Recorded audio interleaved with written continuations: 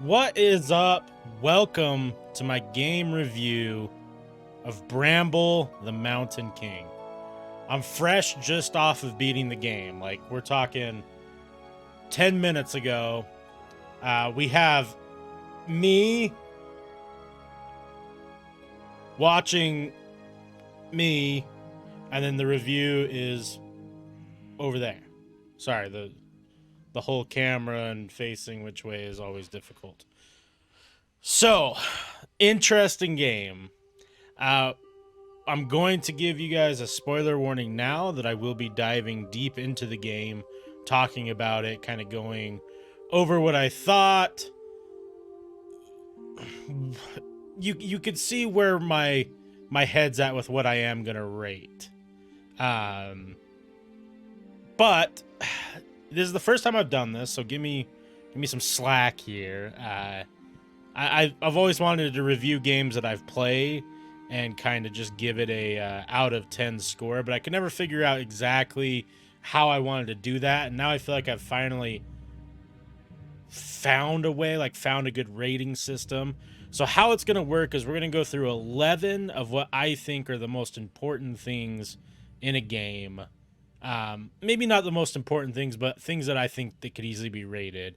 Graphics and visual, gameplay mechanics, story and narrative, audio and sound design, replay value, difficulty and balance, world design and exploration, performance and technical stability, community and multiplayer, innovation and originality, and hours versus dollars.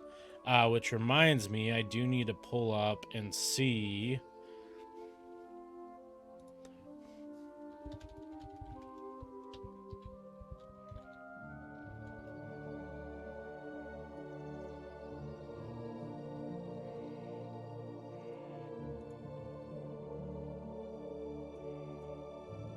Ooh. Sorry for you if you cut there. There was a little cut there. I wanted to see how much Bramble the Mountain King is currently on Steam if you want to play it. And then I can kind of go over how long it took me and where we're at with it. All right, so Bramble the Mountain King was probably one of the most original games that I've played in a hot minute. It gave me a lot of Little Nightmare-esque vibe in the sense that you are in this bigger, grander world playing as a much smaller, maybe more vulnerable character. Like throughout the whole entire game until... No, pretty much through the whole game, like, it just seemed like I was 1 second away from being squished or killed or wrapped in some bramble. It's a cool and interesting genre that I really do feel is coming to life. And what you're doing in Bramble the Mountain King, if I were to give you my under 2-minute explanation of the story with as few spoilers as possible, is you wake up in the middle of the night and you find out that your sister is left or gone out of the bedroom, and you chase after her out the window, and you basically come across this magical land. And as you're exploring this magical land, you run into different characters and creatures, but at the same time, it's telling this overarching story. At the same time, you go on to these different, like, smaller stories, and they're actually presented in books. I think the screen right now in the gameplay will give an exactly what I'm talking about. You find these books that tell the story of what you're doing in the moment, and they aren't always tied to exactly what Ollie's doing at the moment, but Ollie's the main character to play as. It's not necessarily that you are fully vested in that story, but you're playing out the story, and I think that a lot of it is folklore and legend. This one specifically had a really cool beat, as you can see previous me dancing to it, but it was very satanic witch situation for this part of the game. And then you go on, and the story builds and the story builds, and eventually you have the end encounter, and you do or don't save your sister. That's kind of my under 2-3 minute spiel of Bramble the Mountain King. There's parts of the game I love, and there's parts of the game that I don't love. I know that this game is super highly rated, which I understand why. I do. There's a reason why this game is rated as high as it is, but I do have my personal issues with it, which we'll get into. So, first thing that we're rating is graphics and visuals, and that's the quality of the game's graphics, including art style, realism, animation quality, and overall visual appeal. Listen, this is where this game absolutely kills it.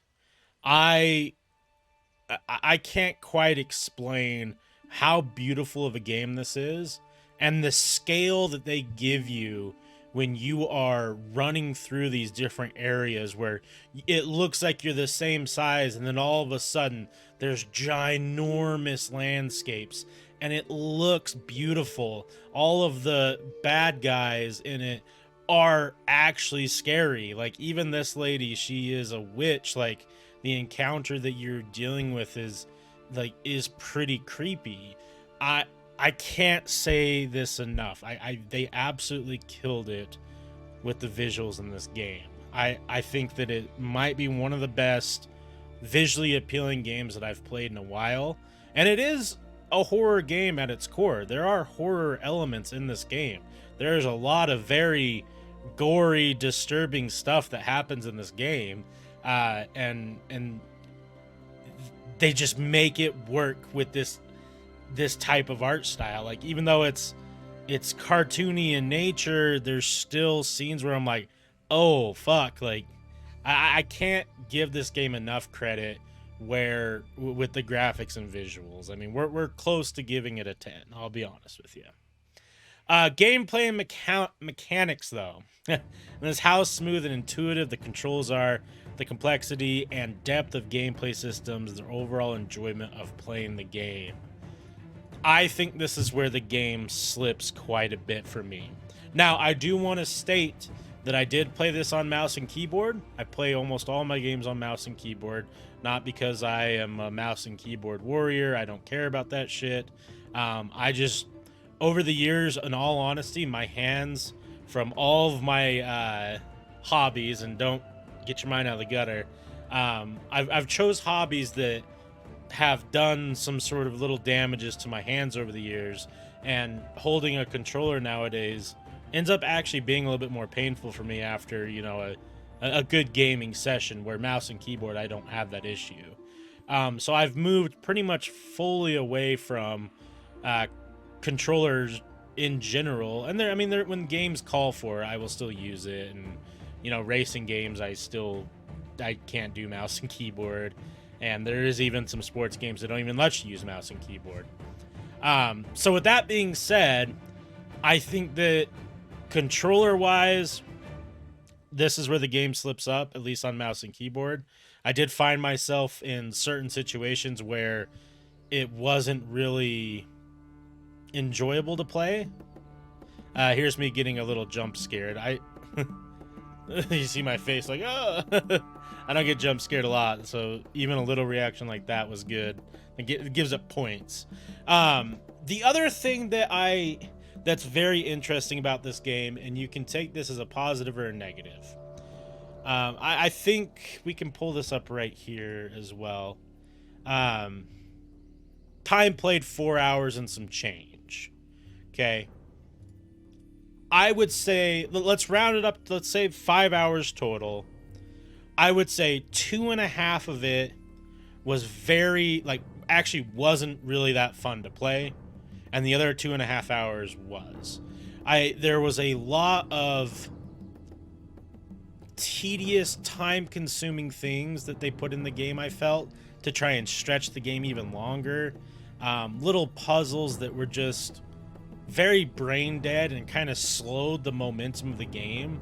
And I do think it's because the price point, I feel like they would have gotten less positive reviews if they didn't add in some of the mechanics and some of the just silly little puzzles, and or like traveling longer distances without much change in the scenery, because it is a short game and they did charge quite a bit of money for it.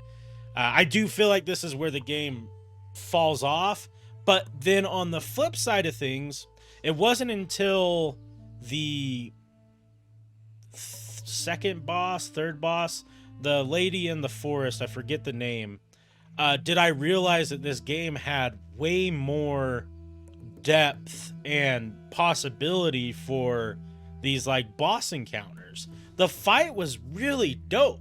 Like there was layers to it. I was doing some MMO aspects where I was dodging the cookies on the ground and hiding behind, like keeping AoE, or excuse me, breaking line of sight off of the boss. And I was like, dude, this didn't happen until halfway through the game.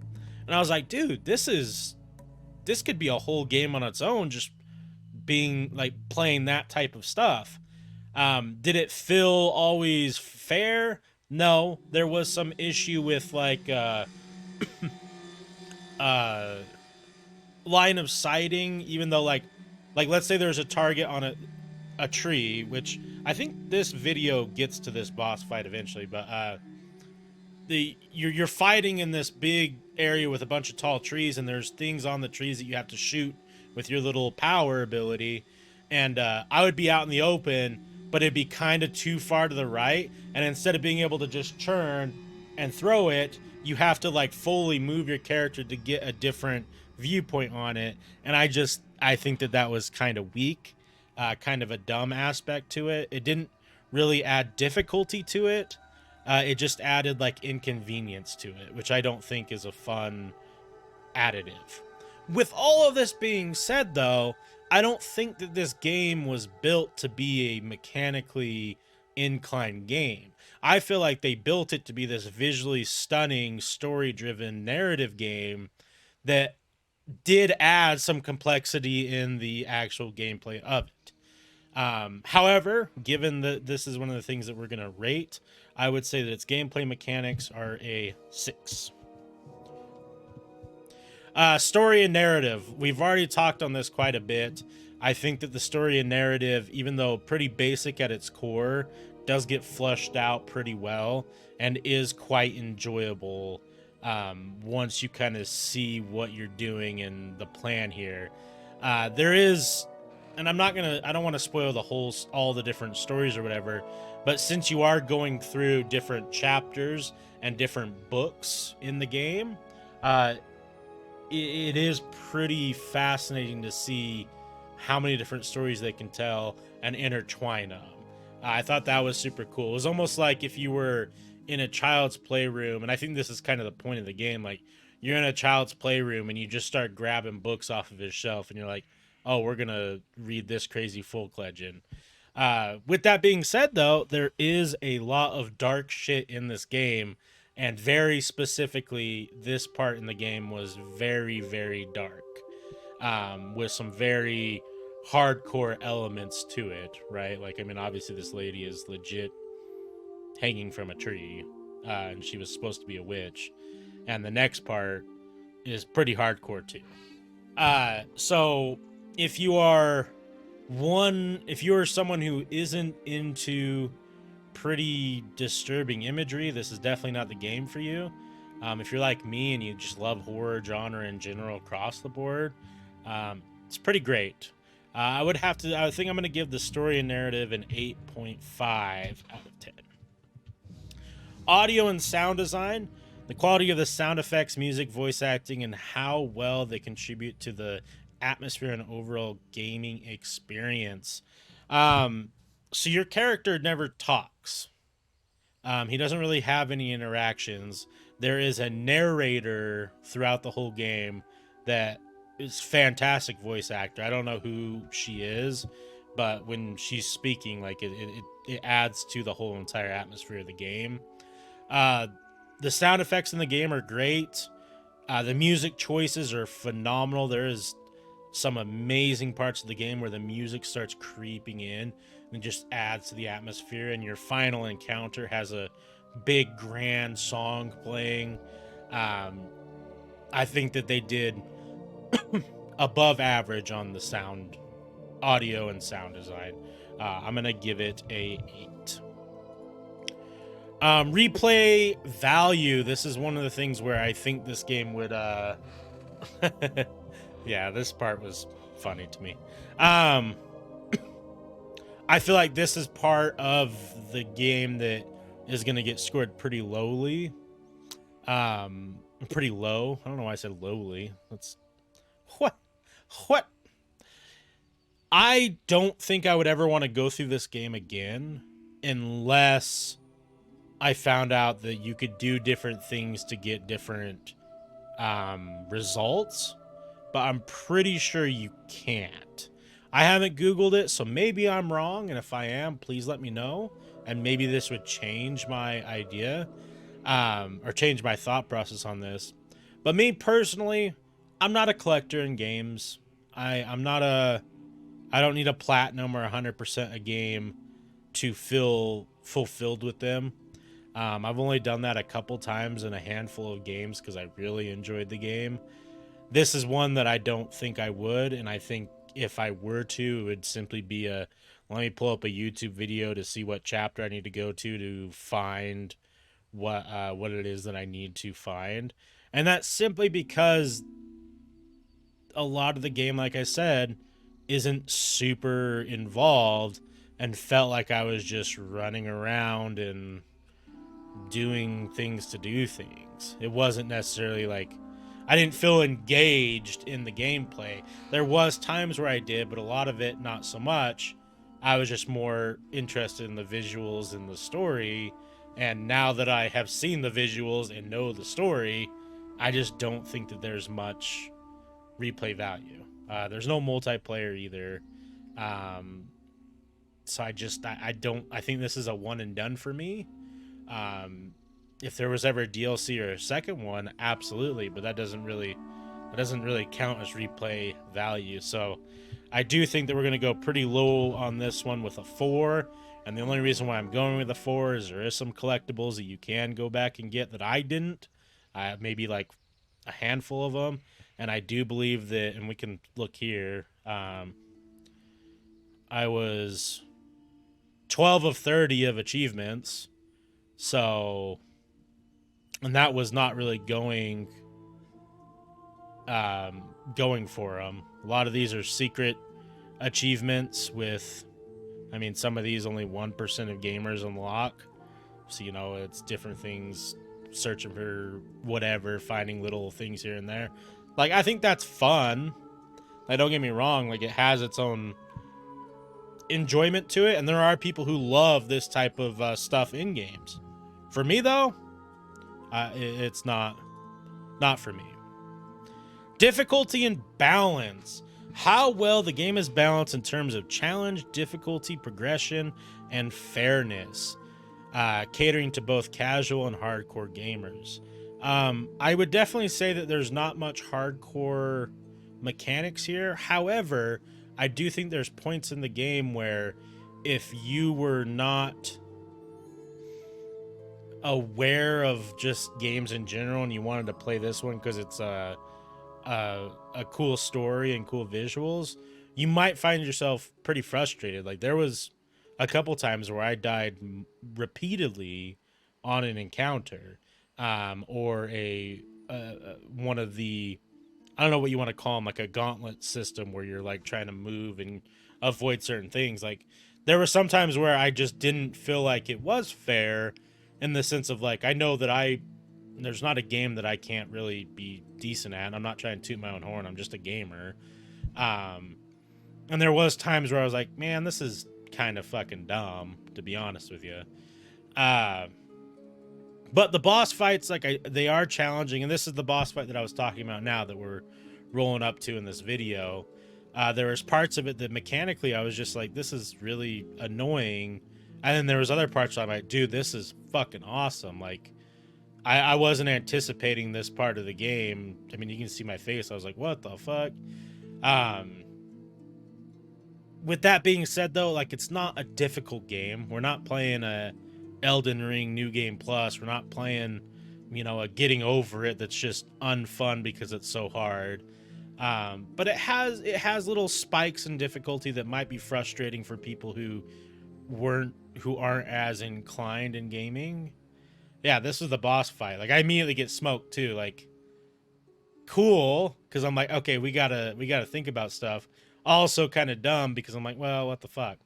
Um, it did give me a lot of that vibe of like, um, you have to kind of die to learn mechanics. And if you're okay with that, then you'll enjoy it. If you don't think that's fun in video games, you're definitely not going to enjoy it. So, like there, like, I've played games. I know I need to not get hit by the fucking wave of blood. So overall, I would say that this is pretty mid score. I would give it a 5.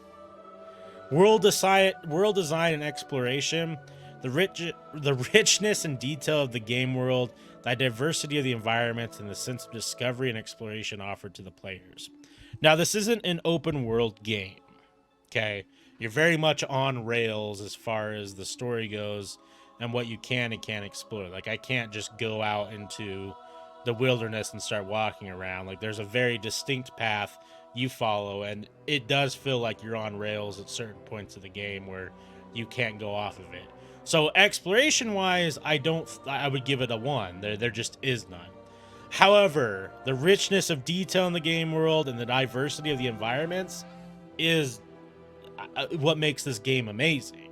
Like, we've already seen just in this little clip down below of going from a forest area to a river to a house, and they all look beautiful and unique and stunning in their visual prowess. And I do think that that's where this game really shines through.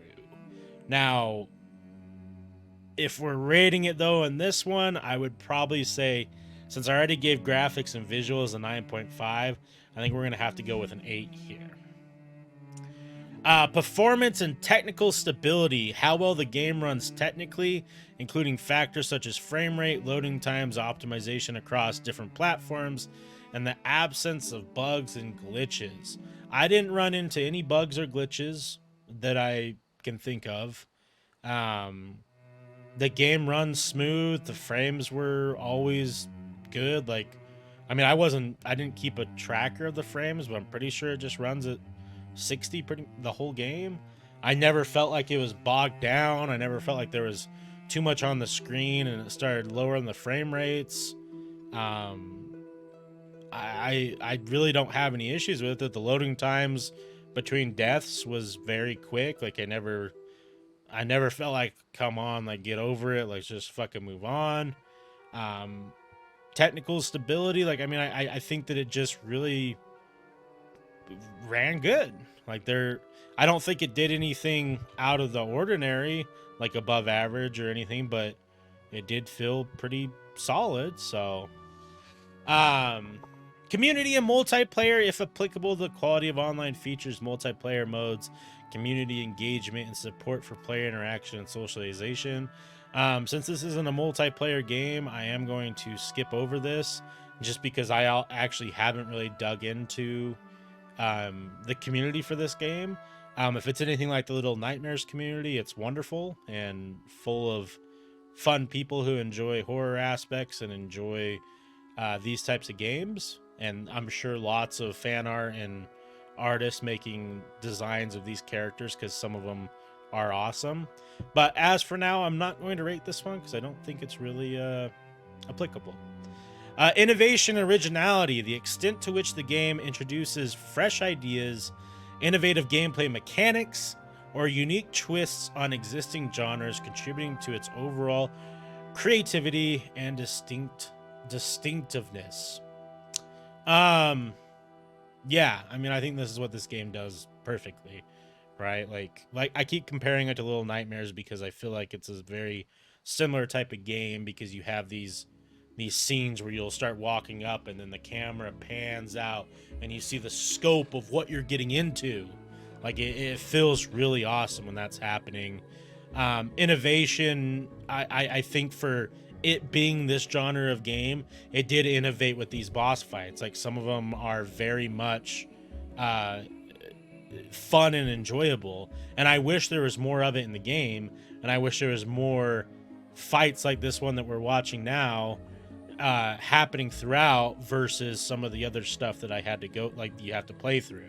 Um, I think that they did an amazing job at keeping fresh and telling a story in a bit of a different way, right? Where we're telling several stories at the same time as a main. That was what I was talking about. See, I was trying to hit that one to the left, and it wouldn't let me. I had the angle, and I had the line of sight, but my character for whatever reason just wouldn't do it unless I was fully looking at it. I don't know, kind of dumb, but yeah, I think in originality, I think that I could give it a 10, because I mean we're talking this game. I've never heard any of the stories that are in this game until I played this game, and I do believe that they are actual folk legends. I hope if they made it all up, fucking shout out even more. So I'm gonna give creativity or innovation and originality a 9. Now this is one area that we are this game's struggling. So let's pull up a calculator here. Because we're gonna need it for 2 things here coming up. I played this game on Xbox, whatever it's called, Game Pass. So it was, if you want to call it free, or it was $10 or $15 a month, whatever. However, this game retails for $29.99, and we got 5 hours of gameplay out of it. Now, I usually like to look at games as if whatever dollar amount I'm investing, I want to try and get at least 1 hour of play out of it. This is something that I've come up with my own. You can agree with me, you can disagree with me. If you were to go to the movies and see 2 movies, you're going to spend way more than $30. 5 hours is about 2 movies worth. So I understand if you want to go that logic. However, with that being said, this is just how I like to rate games on money spent versus hours played. And as you can see, we're in a pretty rough spot here. I think that even if I were to go back and collect everything, we would maybe hit 6 hours. Like, we're not far off from having everything. And the secret achievements, who knows how long those would take, but yeah, a quick YouTube tutorial, I'm sure I could have all of those busted out in an hour. But where we're sitting at now, the full game complete from start to finish. Xbox dashboard's saying 4 hours. I'm sure it's 4 hours some change. We're going to round it up to 5. We're not hitting our mark, and we're far from it. I know that shouldn't be... I don't want this part of it to deter you away from playing this game, because I also gave one of my more favorite games in the past 5 years was Stray. I paid $30 for that game, and I beat it in like 3.5 hours, and I don't regret anything. If I bought this game for $30, would I regret it? I don't think so. I had a fun experience playing it. I just think maybe it's a little too expensive for what we're getting. However, it is a smaller company, and they create an absolute masterpiece. That always has to play into this as well. I have to look at this one as almost, I hope that I'm investing in their future games as well, paying the price point that they charged for the hours that I got out of it. I'm hoping that they are working on things, and maybe we'll get another game like this, and maybe there'll be more hours to it or a different price point. But where it stands right now, I would give it a 5. So, if we're going to do the average of everything here, we have a 9.5, a 6, a 8.5, an 8, a 4, a 5, an 8, a 7, a 9, and a 5, and we divide those by 10. we are giving this an overall score of 7 out of 10. And I am happy with that score 100%. I think that that's above average, and I think that it is worth the money 100% to get this enjoyable story experience. Let me know if you guys agree or disagree with me. Thank you so much for watching this review. I will be doing this for all games that are... I'm not going to do it for silly one-off 2-hour indie games that I find on Steam, but I will be doing this for any bigger game that I think it is warranted a review. All right, guys, thank you so much. I hope you have a wonderful rest of your day, and I will catch you on the next one. Peace.